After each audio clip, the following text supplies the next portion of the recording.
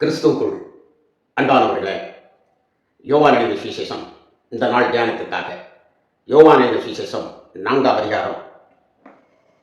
யோவான் எழுதிய சுவிசேஷம் 4ஆம் அதிகாரம் 28, 29. அப்பொழுது அந்த ஸ்திரீ தன் குடத்தை வைத்துவிட்டு ஊருக்குள்ளே போய் ஜனங்களை நோக்கி, நான் செய்த எல்லாவற்றையும் ஒரு மனுஷன் எனக்கு சொன்னார், அவரை வந்து பாருங்கள், அவர் கிறிஸ்துதானோ என்றார். பிரியமானவர்களே, இந்த இடத்தில் இந்த காலங்களிலே நாம் எப்படிப்பட்டவர்களாக இருக்கிறோம், சிந்திக்கிறோம் என்பதை மனதில் வைத்துக் கொள்ளுங்கள். இந்த பெண் யார்? சமாரியா நாட்டு ஒரு பெண்.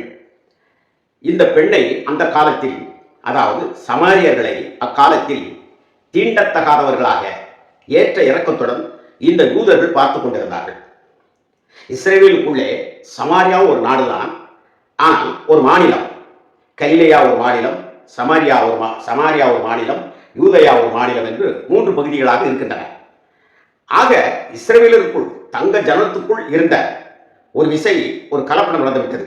ஆகவே அந்த சமாரியர்களை தீண்டத்தகாதவர்களாக, அவர்கள் கீழானவர்களாக பார்த்து ஒருவருக்கொருவர் விட்டு பெண் எடுப்பதில்லை, பெண் கொடுப்பதில்லை, ஒரு சொந்தம் உறவு முறைகள் கொண்டாடுவதும் இல்லை, ஒரு தண்ணீர் குடிப்பதில்லை, ஒரு இப்படிப்பட்ட ஒரு கலாச்சாரமான வாழ்க்கை யூதர்கள் அந்த நாட்களிலே வாழ்ந்து கொண்டு வந்தார்கள்.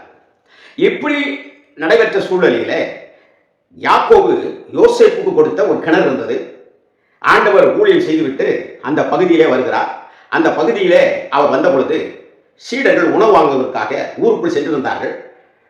கர்த்தராகிய இயேசு கிறிஸ்து அவர் அந்த கிணத்தண்டையில் இருந்தால் ஒரு மதிய நேரம். அந்த நேரத்தில் இந்த சமாரியா பெண் இந்த தண்ணீர் எடுப்பதற்காக அவள் வருகிறாள். ஒருவேளை இந்த காலை நேரங்களில், மாலை நேரங்களில் தான் அதிகமாக பெண்கள் குடங்களை எடுத்துக்கொண்டு தண்ணீர் எடுக்க வருவார்கள். இவள் மதிய நேரம் வருகிற ஒரு சூழலை பார்த்தால், இந்த கிணத்தில், ஏனால் பொதுவான ஒரு கிணறாக இருக்கிறது, இவளோடு நின்று தண்ணி எடுக்க கூச்சப்படுவார்களோ, அல்லது அவள் ஒரு அந்த இடத்திலே ஒரு தாழ்ந்த ஒரு சூழலில் இருப்பதினால் அப்படி வருகிறாளா என்பது நீங்களே முடிவெடுத்துக் கொள்ளுங்கள். ஆனால் அந்த சமயத்தில் அவள் தண்ணி எடுத்துக் கொண்டிருக்கிறவளோ ஆண்டவர் சொன்னார், எனக்கு தாக்கத்திற்கு தண்ணீர் தாய் என்று அவர் கேட்கிறார். இதுதான் நாம் அறிந்து கொள்ள வேண்டியது. அதற்கு அவள் சொல்லுகிறார், நீர் யூதன், நான் சமாரியா ஸ்திரீ என்று அந்த வேறுபாடுகளை அவள் சுட்டி காட்டுகிறார். இப்படி சுட்டிக்காட்டி கொண்டிருக்கிற பொழுது ஆண்டவர், இதில் நிறைய விஷயம் இருக்கிறது, அதை நீங்கள் தெரிந்து கொள்ளலாம் படித்து. ஆண்டவர் தான் யார் என்பதை அவளுக்கு எடுத்து சொல்லிக் கொண்டிருக்கிறார்.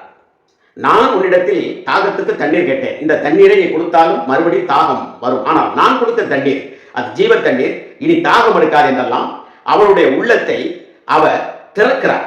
அது மாத்திரமல்ல, அவள் ஒரு சமுதாயத்தில் ஒரு குற்றவாளியை போல, ஒரு குறைவான, ஒரு பாவியான ஒரு பெண்ணை போல அவள் இருக்கின்ற பொழுது, அதையும் அவளுடைய குற்றத்தை புண்படுத்தாமல், அவளுடைய பாவத்தை பரிகசிக்காமல், புண்படுத்தாமல், அவளிடத்தில் அவளுடைய தவறையும் சுட்டிக்காட்டி, அப்படி அவள் சுட்டி காட்டுகிற பொழுது இவள், ஆஹா, இவர் ஒரு தீர்க்கதரிசி போல் தெரிகிறார். முதலாவது ஒரு தாகத்துக்கு கேட்ட ஒரு மனிதனாக, ஒரு யூதனாக கண்டார்.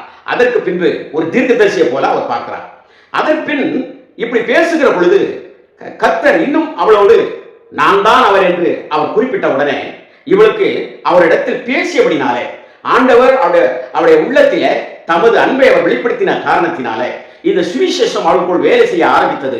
ஆகவே அவள் குடத்தை அங்கே வைத்துவிட்டு வேகமாக ஓடி தன் ஊருக்குள்ளே, இங்க பாருங்கள், நம்மளை அடிமைப்படுத்துகிற ஜனங்கள் நம்ம ஜனங்களே நமக்குள் இருந்தாலும் கூட, ஆனால் இப்பொழுது நம்மளை அடிமைப்படுத்தி கொண்டிருந்த, நம்மளை வித்தியாசமாய் பார்க்கக்கூடிய அந்த இடத்தில் ஒரு யூதர் ஒருவர் வந்து என்னிடத்தை அவர் தாருங்க தண்ணீர் கேட்டால், அவர் ஒரு மனுஷனாக போல் அவர் இருந்தாலும் கூட, அவர் மேசியாவாக இருக்கலாம், மேசியாதானா, அவர் கிறிஸ்து தானா, நான் நம்பிக்கொண்டிருக்கிறவர் தானா என்று பாருங்கள் என்று சொல்லி அவருடைய காரியங்களை, அவர் சொன்ன விஷயங்களை, அவரை குறித்து ஒரு தீர்க்க தரிசனமாக, ஒரு சுவிசேஷமாக அவர் அந்த நேரத்தில் ஒரு நற்செய்தியாக அவள் பரப்ப ஆரம்பித்தார்.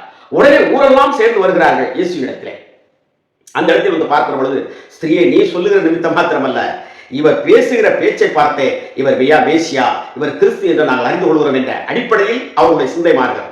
இதற்கு மூல வித்தாக யார் இருந்தது? இயேசு கிறிஸ்துவை பற்றி அறிவிப்பதற்கு ஒரு மூல வித்தாக யார் இருந்தது என்று சொன்னால் இந்த சமாரியா ஒரு பெண். பிரியமானவர்களே, அது ஒரு திரளான ஊரே வந்தது, தங்களிடத்தில் வந்து இருக்க வேண்டும் என்று கேட்டுக்கொண்டார். அந்த அளவுக்கெல்லாம் அந்த சுவிசேஷத்தை பரப்பக்கூடியவளாக, சொல்லக்கூடியவளாக அவள் இருந்திருக்கிறார். அவள் ஒருவேளை இழிநிலையிலே அந்த ஊரார்கள் அவளை குறித்து பேசியிருந்தாலும் கூட தன்னை எப்படித்தான் பேசினாலும் அவர்களுடைய குற்றம் குறைவைகளை மன்னிக்கக்கூடிய தன்மை இயேசு கிறிஸ்துவினிடத்தில் பேசிய பொழுது அவருடைய முகத்தை தரிசித்த பொழுது இயற்கையாகவே அவளுக்குள் உருவாக ஆரம்பித்தது. இதிலிருந்து நான் என்ன சொல்கிறேன், இந்த நாளை நீங்கள் ஆண்டவரையே சிந்தித்துக் கொண்டு வருகிறோம் என்று சொல்லி வருடக்கணக்காக வந்து கொண்டிருக்கக்கூடியவர்களுக்கு இந்த நாளை நீங்கள் யோசித்து பாருங்கள். நீங்கள் யாருக்காவது சுவிசேஷத்தை சொல்லி இருக்கிறீர்களா? உணர்வுபூர்வமாக சொல்லி இருக்கிறீர்களா? மற்றவர்கள் உணர்ந்து கொள்ளக்கூடிய அளவிலே சொல்லி இருக்கிறீர்களா? இல்லை என்றால் நீங்கள் தான் உண்டு தனக்குண்டு இந்த ஜனங்கள் என்ன நம்மளை வெறுக்கக்கூடியவர்கள் தானே என்று நினைத்துவிட்டு நீங்கள் ஒரு தாழ்வு மனப்பான்மையிலே போய் கொண்டிருக்கிறோமா? இந்த சபைக்கு பாருங்கள், அன்றைக்கு அந்த இஸ்ரவேலுக்குள்ளே ஒரு ஏற்றத்தாழ்வு இருந்தது போல இன்றைக்கு சபைகளுக்குள்ளே ஏற்றத்தாழ்வு இருக்கத்தான் செய்கிறது.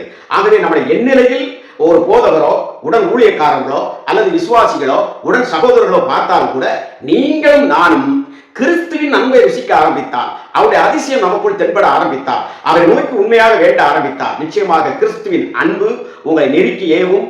அப்படி நெருக்கி ஏவுகின்ற பொழுது நீங்கள் அவரை குறித்து அறிவிக்கக்கூடியவர்களாக இருக்கிறது. இப்படியே சமாரியா ஸ்திரீ அறிவித்ததை உள்ளத்தில் நீங்கள் எண்ணி நீங்கள் இந்த நாளை பயன்படுத்துங்கள். கர்த்தர் உங்களை ஆசீர்வதிப்பாராக. நாளைக்கு அடுத்த செய்தியை பார்ப்போமா?